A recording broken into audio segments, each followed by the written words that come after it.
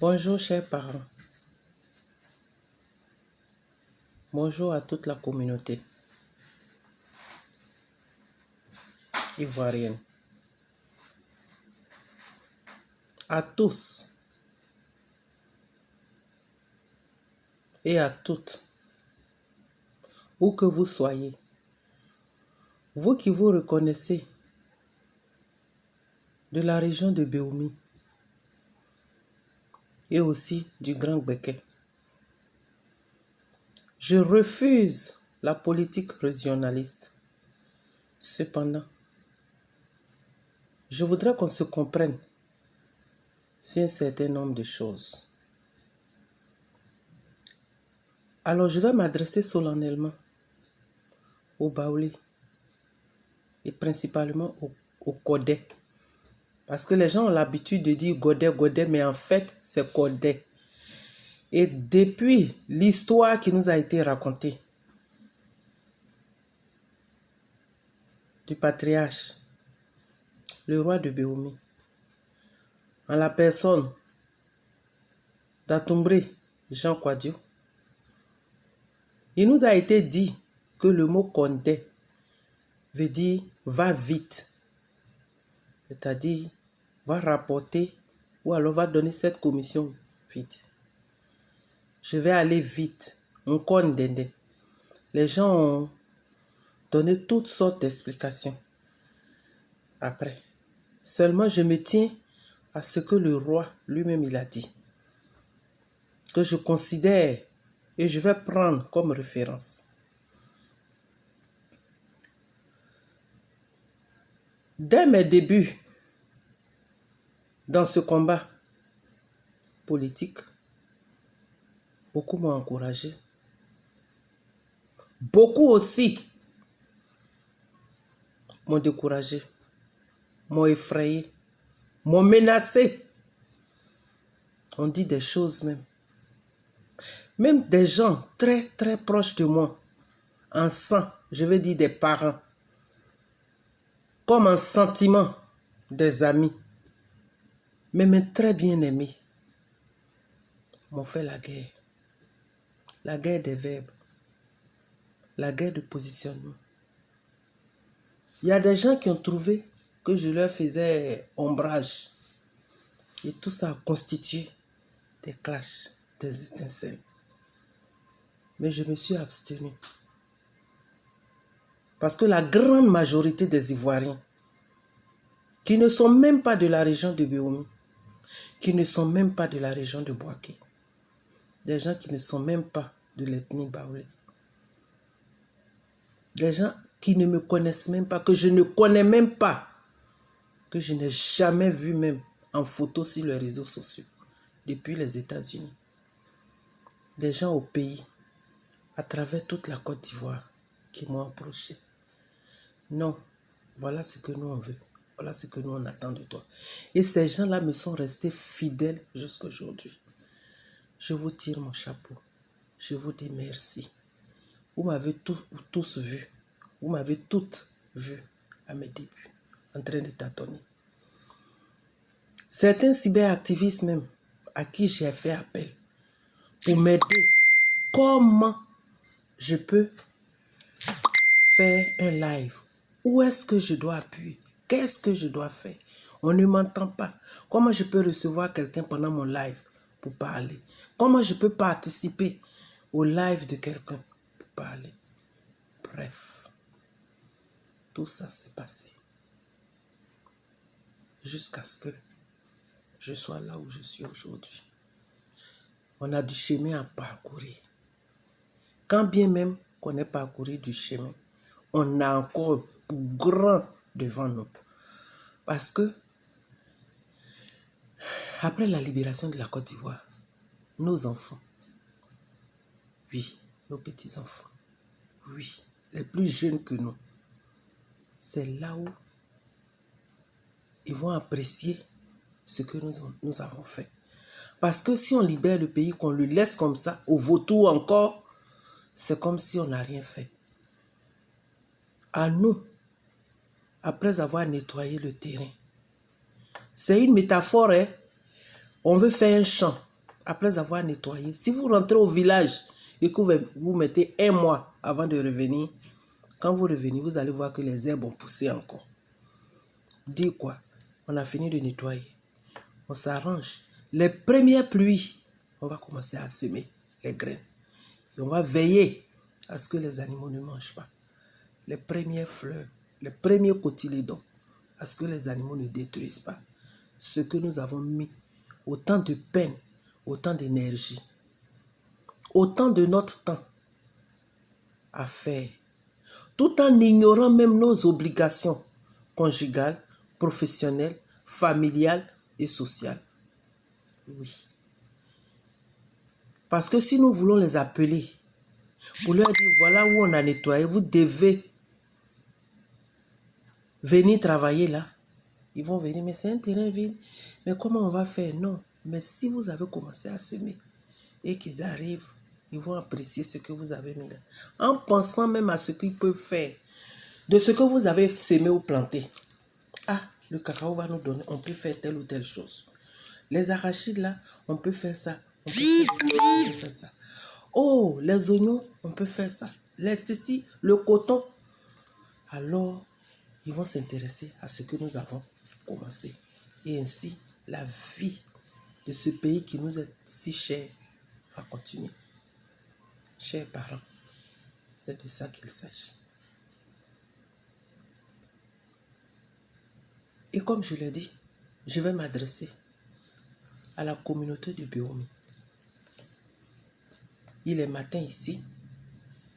Je sais que vous tendez vers l'après-midi ou alors en fin de matinée. Seulement, je préfère me référer au temps d'ici pour être beaucoup plus à l'aise dans ce que je vais dire.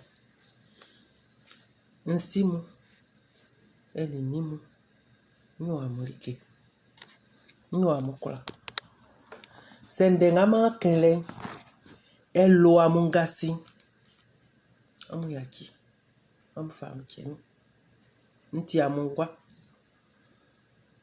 nti amwania, nti amunana, nti amwanuma. Anuma si, c'est ta loi, c'est ya soye. Eba mi téléphone so. Ndenge kani ayo anfe. Elle en dina ou l'encléa, ndenge kani ayo anfe. Parce que enwaye ani sasa. On sort so. On can bien clé. Quand c'est qu'un can bien clé, n'a qu'un tutulio. Mais où c'est ça n'a tient et quand den. Qu'un fa qu'elle. Donc on sait. Elle sorti. Mon téléphone sur un clé. Quand ni be mi fouet mon. Ya igyo. Na ma kan de kan.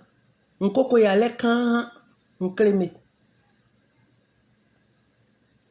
Mais ambo enana mu heni enimu. Ambo amu kanyo. Amu a genka yo ayai.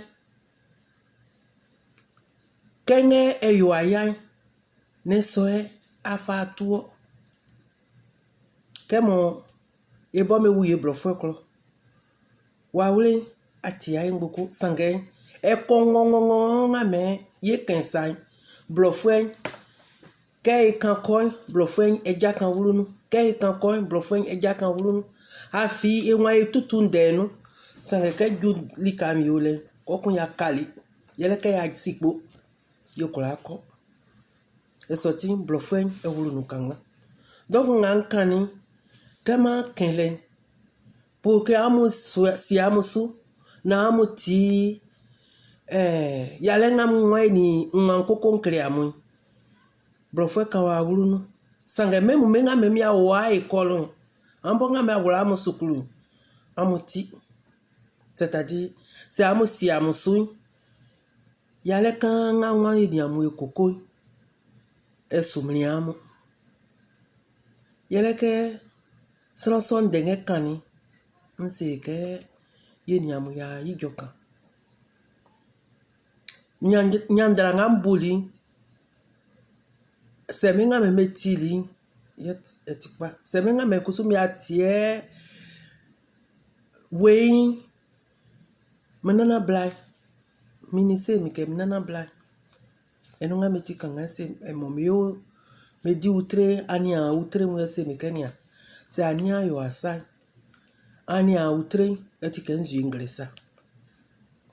E sotan no kusui, suanga me la no sai. Eti faswa. Faswa an kusui, na tole oswo. Me flese. Igre.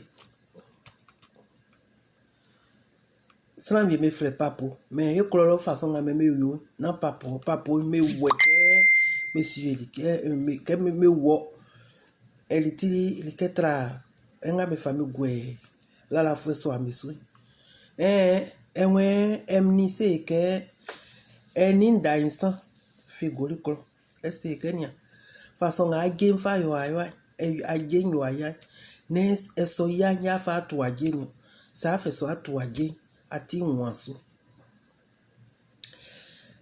na enga mewa kan eku enwe se Hausa ani outre etiken zu inglesa nzu ingle ka fa gweso ansu pupua ye fiteo e kakiasin ka o mo anko fasu ko kwa ajo ke ko jo ndeni aviema yere ke kani ke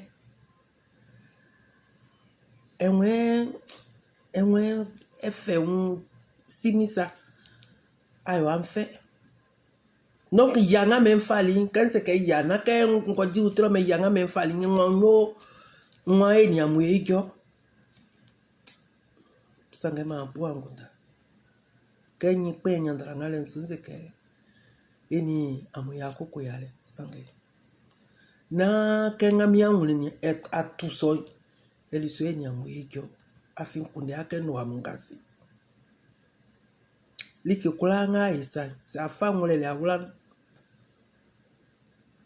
abu sran anya ukafwe like nga yisa meyo abu akunga même c'est sran nga jasosa ne wayo abole ubienwe etutuo ele sran nga mesekania na yosa Trangale, quelqu'un qui a eu un bouillissant.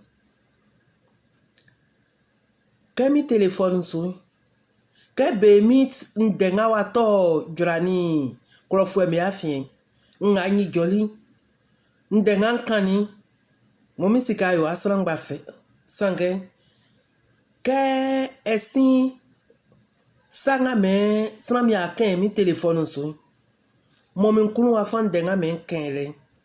Eyo amufe afikman flemu eni talwamu me kulanga me fi bemi me kulanga me olika no me wo école me di juma Côte d'Ivoire so même vie me numa Côte d'Ivoire vie me au France lika kula nsia babakan eni sanson me olo vie me au France mon mi o souffre ou bien bemi bam e blawe aso vie me o blofo me ou fleur me ngba me blemi ngalie nan se aka me blemi nde ke me limitra janvwe parce que ndengan kelen on kunde aka blofo en awulu nu kaka pour que amu si amusu na amati donc on plinsu ka wi ka be mi ba mu se ka plinsu be mi Mwa waka ki be mi ni pon fleni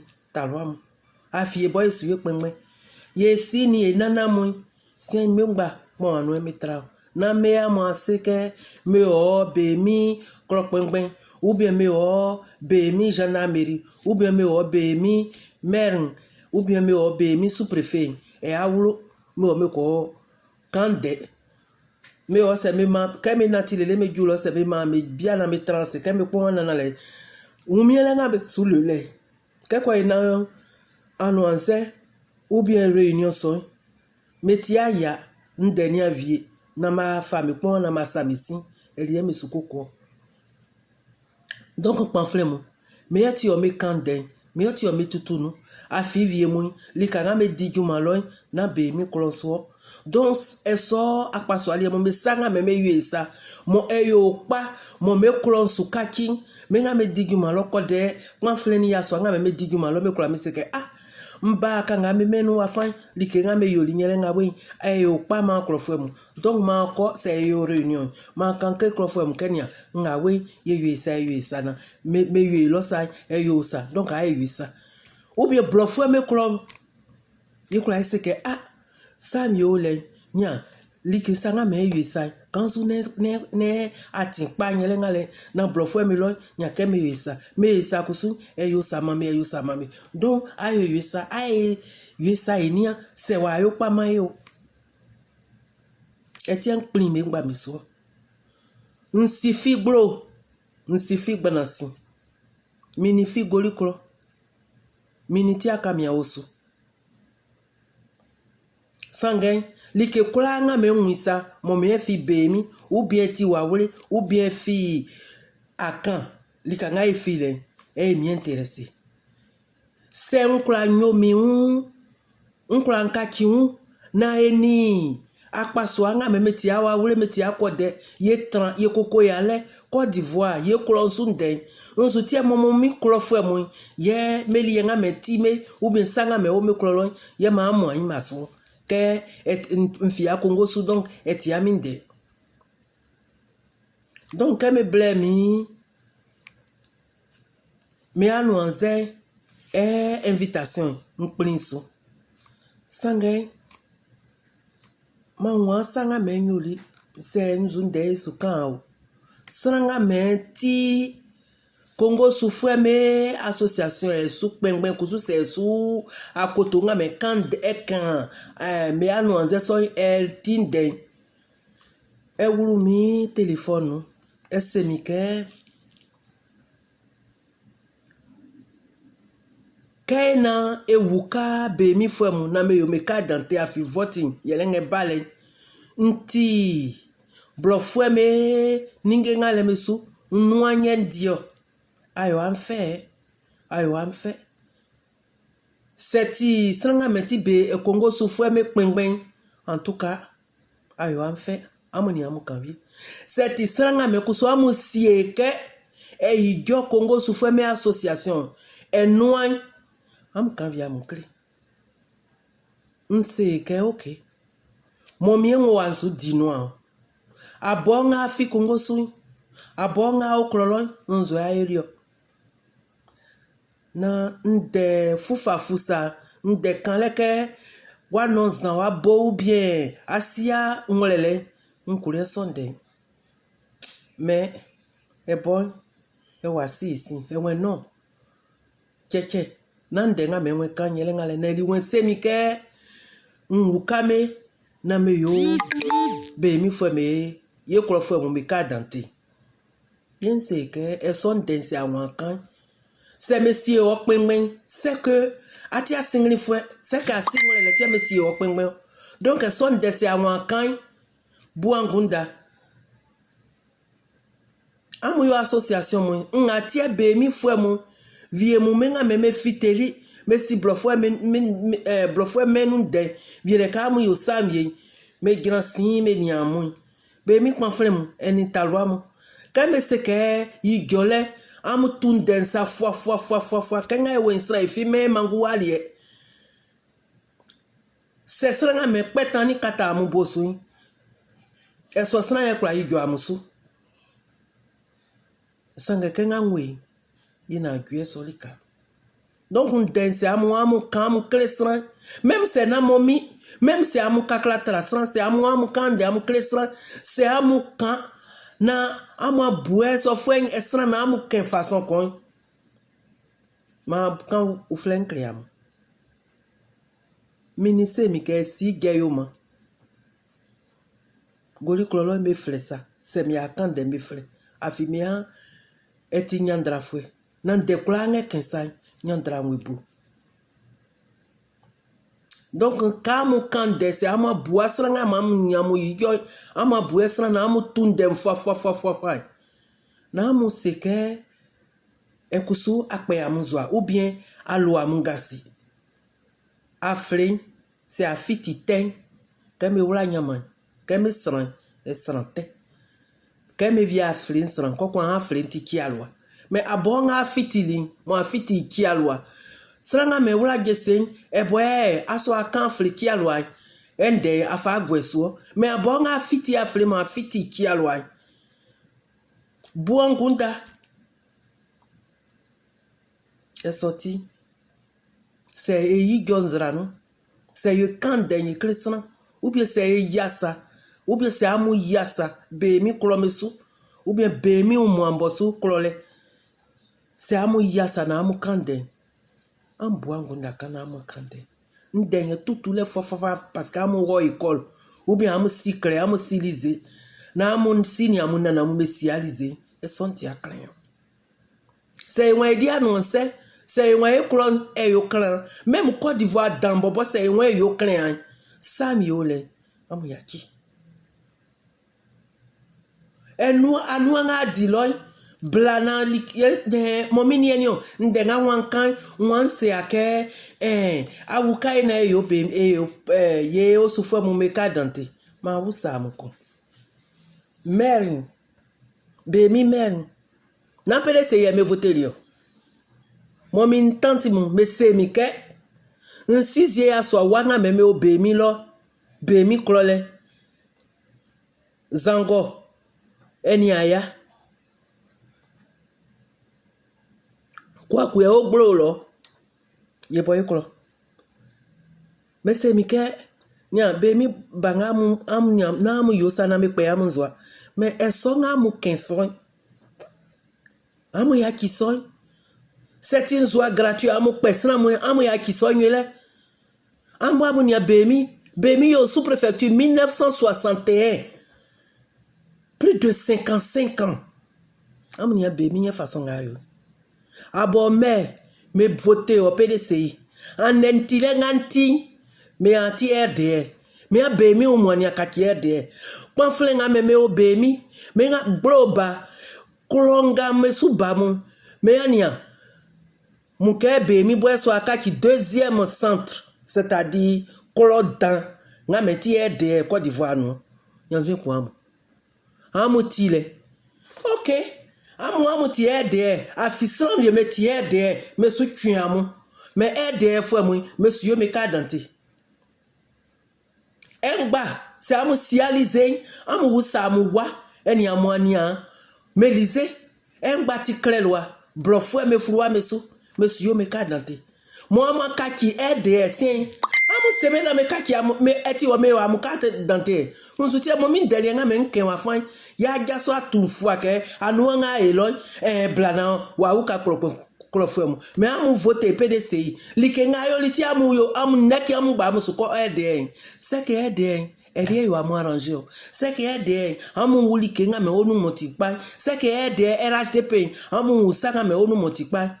Et puis RDR HDP Côte d'Ivoire parti mo ya se akena mo wulu mais like nga yo esan ayo pour que anya like ku bénéfice RDR nga mo wulu no like nga mo nyeni amu usame eku amu seme kame ma amu sika amu yo amu kadante no Sidi Touré neti amu député ni eti RDR like nga yo li ma amu pa ngboko boduma ti amu suisun amu se ne wukamu na momimi vidéo ou bien momimi derrière nga men ken depuis amleke me kloloy ne li sueti amu nia na amu tous na mu fwa. Donc on sait que de toutes les façons quand ça c'est un fia Congo sou na li ke nga e Congo sou lo etia wa flemino parce que mfaya unzunde enkanyo amu gwale amu nialo bakanga me o université même ba menya licence menya maîtrise mais sous difié la ka wala was école saka awula ban sukulu nge wolele unzutio anwe di blofwe djuma na di blofwe ale na awula blofwe trale na ba blofwe klo na seli ke yo asai me kula me fa me ba docteur danu me yo opérer me yo asa eli amunyani amunya bemi docteur nketi amunya bemi maternité Na c'est soit c'est sans vie jasso ça de soukan. Amu jasso amu kandensa pla. En tout cas, sranga me e kenson den. Anuma on communique kun. Ke amu kpengben enwe se nekin monekin ku se monekin abale ni o. Eti amu yo réunion. Eti en jasoli. Nse que c'est à moi commencer réunion ou bien moi ça commencer réunion. Nous vidéo ngawe. On fa mamu e bien bobo ngale mfa bien famé pour que amu si amu sou na e hikyo. Parce que mba eti bemi ba. C'est bemi e kachi. C'est wawle men e kachi. Ne kachi pan yemba. Eti bénéfice. Eti yemba. Yenzolier. Mais c'est qu'à ça nous pouvons pas akpata boaun kekpe omo yo aya chikwe nu eto ani asamai moja ka nya tan fo wi akiki win na kwe kun banya akofa afi aso ase aka aso ton ari ekun aso ase aka kwe nga olen aso ken kon c'est afa àwọn ka mo su pepe nenio eduma ubi ensu yo nsu pepe mi due sra wi ble mi due nyon ewo ngbana hu ewo due kunle eble mi due nyon nsu pepe due kweni apemi la ri enpe mi don su yo ekon même cette duo ya fali ayi sinu ngboble mais c'est que c'est pendant blé à go c'est ça mais ka yi na kweni afa c'est won na kweni afa fon fe won e won yera lo il faut que ayi aso adie ni won yera lo bundelika. Donc, on pata à mon mieux. Parce que Congo Soui, même cette yami clone est timiclo. Cette yami clone est timiclo. Am clone mais am fi Congo Soui, am si sranga meme fleke, Henri Kwaku. Moi, wawa yimba ikwole. Am si Henri Kwaku est wa premier. Akisi. Elle est timi maman pengwenu. Mbaba diablanyo, e wu babruni na. Elle est timide maman pengbenyo mbaba e yi premier donc niamu blind e wu numéro bangwan niamu miniamu c'est amu kuni so amu kuni asu miniamu sangatie mfaya me nkpata amu mi yele ngale etien c'est amu ke asanu ku epe o aya ayi blo ayi asien mais ato blo ayi asien parce que afa kwenyuku. Donc c'est Kande. Si tu n'seras non de. Ye boan gundaka. Anomasi. Nkan nkle sranviemu. Kenya. Alukolunga me sra me wo me ko soin zo akpele me ko soin des fois tutule. Me wusame. Na momi ba wangusa likanga alukolu so ngo na nkonko klendumalo. Parce que quand de moi mutua mangu mufafa ambuke ganyele ngama ambuke amanya fanga mais ay manu isi anu manu de e bon de ngame kenle ma tutunu sienye neki ngawe se momi ju Congo Soui se musa sran ke Henri Kwaku e awro ngoni fan ou bien musa ke e yi e awro ngoni me fami sa meni mi kolo na ndialie awe sukwami même si tu on dit en wolokon awe sukwami même si me bobo me demande e wangamu Gilbert Kwaku Gilbert Kwaku Suzanne Aurélien Martial tous les autres là me wa eni anu mamu c'est eni me ya Congo sulo nsumlima nsukakia ofwe nsodu manuti ndenga ko kamukliamu yele ngale kan seke eni bemi fo mu ya ikyo na utrio sanga se Kande c'est à bousran ya kusu boisson mais c'est à bas abali peut-être que me seke momi manya licence mais ne boy mami nono lieu. Peut-être que me seke c'est agrégé ou bien c'est seo momi ma jualo mais na boa pe untani na boa mami ariel srantiblé e wu e pama srantiblé e lale blofemu Wa Américain me kloanga ngoi. C'est me quand me créer amu si kanga me yisa pour que me yi ou bien ta loi bien commencer et commencer juma et moi uba c'est me quand si kanga me yisa me koyo na pour que me unze c'est amu wasa amu soutien like amu soutien ça sanga klo embati akumba amulele embati akumba sanga like nga sana yesa motikpa awa like nga me yesa tikpa ma kan klemi klofem momi seti ke se mi ke grande sœur nde na kamo a olonyo c'est comment on peut faire yo senaya yo se kleka mais ka ba mo se mi ke yo a olo anuanya yo klofem me wa fan me na anwa me pièce sanga seti anwa sur les réseaux sociaux il y a yo ayo en fait kengan kele amo usa eso fue amo ni amo yijo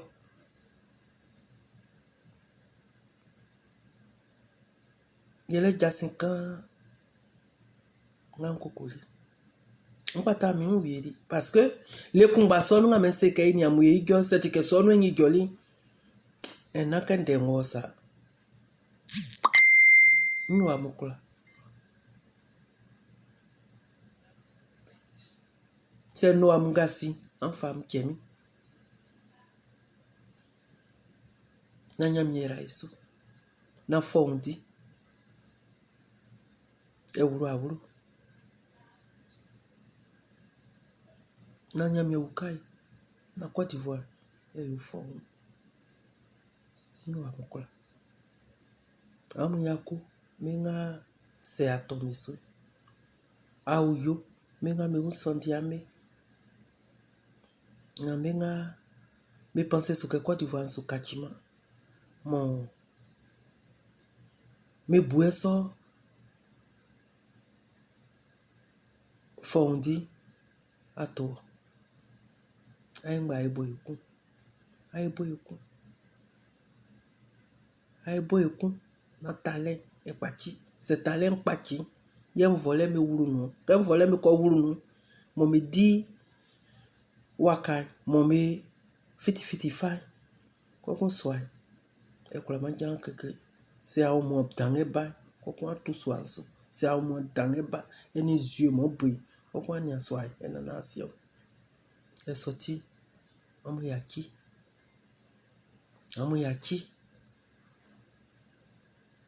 c'est sranga amu réunion na me kandene yo ya peao lika ngamu yo réunion le koko seme na me maonzi monsieur flolo nonzi tra o moima pensez à nana eni anana sien pensez klonsu pensez ou fait ja etan yeso on fondinga klo moins Côte d'Ivoire au moins me dili gwa wala kokuma sa sin réunion lo ndenye tout les fois kokuma kachi ton Antoine et son tia client ane moneche amunga musuko asono am serenyami amuma bemi am serenyami amuma bemi bam am serenyami amuma wawule mu am serenyami amuma Côte d'Ivoire au moins am serenyami amuma Côte d'Ivoire anien kemeti soy même sanga muni me nyande am serenyami ne gwame wulase nandenga mu kensai na miati ndo amukula nda mwasi